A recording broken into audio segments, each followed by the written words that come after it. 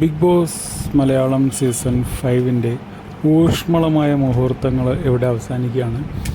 ഊഷ്മളമായ മുഹൂർത്തങ്ങൾ എന്ന് പറയുമ്പോൾ ബിഗ് ബോസ് മത്സരാർത്ഥികളുടെ കുടുംബാംഗങ്ങൾ അവരെ കാണാൻ ബിഗ് ബോസ് ഹൗസിനകത്തേക്ക് എത്തുന്ന ഒരാഴ്ചയായിരുന്നു ഇത്.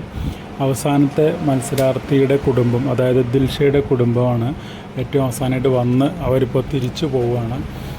വളരെയേറെ സന്തോഷം നൽകുന്ന ഒരാഴ്ച തന്നെയായിരുന്നു കടന്നു പോയത്.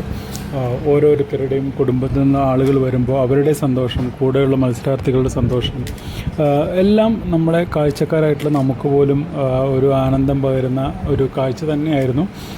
ഇന്ന് ശോഭയുടെ അച്ഛനും അമ്മയും എല്ലാവരും വന്നു. അവർ കുറേ നേരം അവിടെ ചിലവഴിച്ചു, കുടുംബാംഗങ്ങളുമായൊക്കെ സംസാരിച്ചു. അവരിപ്പോൾ തിരിച്ചു പോവുകയാണ്. അങ്ങനെ 8 പേരുടെയും കുടുംബാംഗങ്ങൾ വന്നു, എല്ലാവരുമായിട്ട് സമയം ചിലവഴിച്ചു. പറയാനുള്ള കാര്യങ്ങളൊക്കെ നേരിട്ടല്ലെങ്കിൽ കൂടെ ഒക്കെ പറഞ്ഞു. എല്ലാ കാര്യങ്ങളും അറിഞ്ഞു. അങ്ങനെ എല്ലാവരും തിരിച്ചു പോയി. അവസാനം ശോഭയുടെ ഫാമിലിയും തിരിച്ചു പോവുകയാണ്.